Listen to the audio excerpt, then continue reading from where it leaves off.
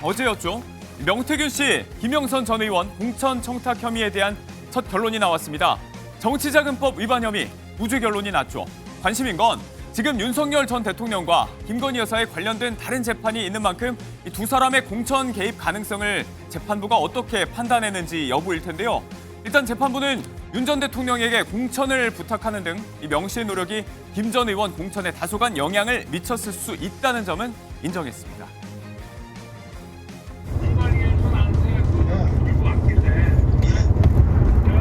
김영선이 경선 때도 열심히 뛰었으니까 너는 김영선이 좀 해줘라 그랬는데 이게 말이 많네. 진짜 평생을 잊지 않겠습니다. 고맙습니다.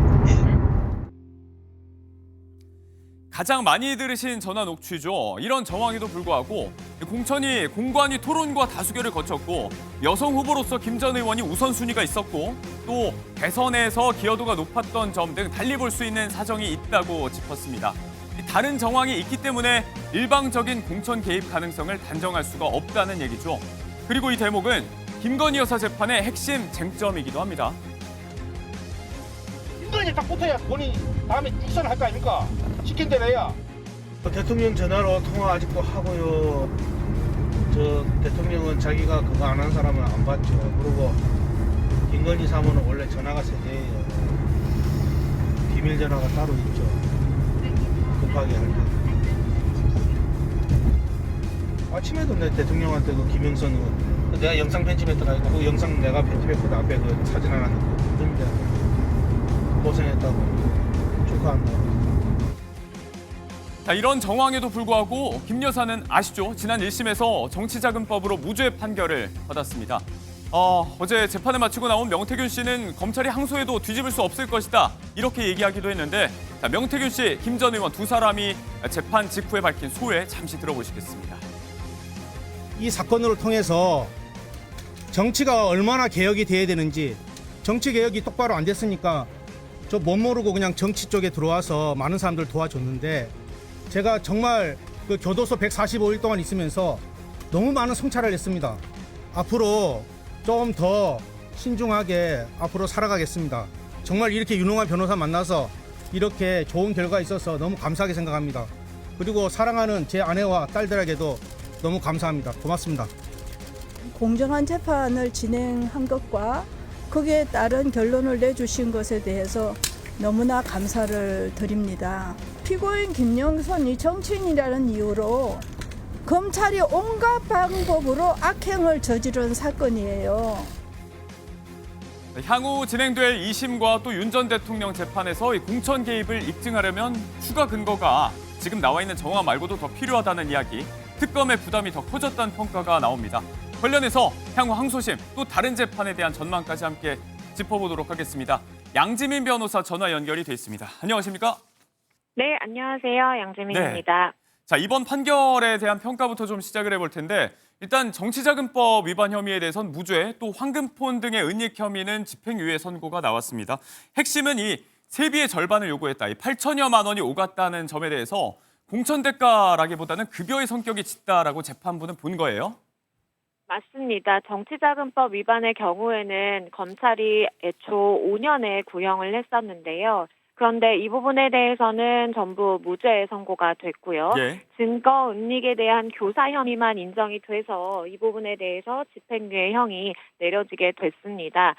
말씀해 주신 것처럼 정치자금법 위반이 성립을 하려면 공천의 대가로 이것이 지급이 됐다라는 금품수수가 인정이 돼야 되는 것인데 예. 이 부분에 대해서 재판부는 그러한 정도의 입증에 이르지 못했다라고 판단을 한 것으로 보이고요. 네. 재판부가 판시를 하면서 언급한 부분은 명태균 씨가 총괄본부장으로 일한 사실이 명확하게 인정이 된다라고 봤고 여러 차례 채무 변제에 대해서 요구하는 그러한 소통이 있었기 때문에 네. 그러한 금전이 제공된 것은 맞지만 이것이 오로지 공천의 대가로서 지급됐다라고 보기에는 부족하다라는 판단을 한 것입니다. 그렇기 때문에 이번 무죄 판단의 경우에는 결국에는 입증이 부족했다. 그리고 정확한 증거라든지 이런 것들이 부족했기 때문에 무죄 선고가 나게 된 것으로 보여집니다. 네.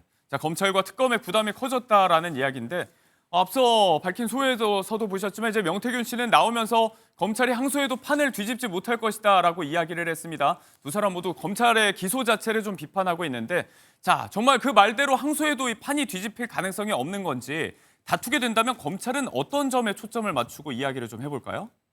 일단 1심 판단에 무죄가 된 근거를 뒤집기 위해서는 수사기관 측에서 추가적인 보완 수사를 통한 증거 수집이 필요한 것 아닌가라는 생각이 듭니다. 예. 왜냐하면 지금 녹취라든지 아니면 금전의 흐름이 오고 간 정황에 대해서도 다 사실 제출이 되었을 것인데 네. 그것을 보고도 1심 재판부는 부족하다라고 판단을 한 것이거든요. 예. 그렇기 때문에 지금 항소심에 아마도 당연히 가게 될 것으로 보이는데 수사기관 입장에서는 더 집중을 해야 되는 부분이 세비를 절반으로 지급을 한 것이 결국에는 공천을 위한 약속이었다라는 예. 것을 명확하게 입증을 해내야 되는 것이 필요한 그런 상황으로 보여지고요. 예. 단순히 여러 가지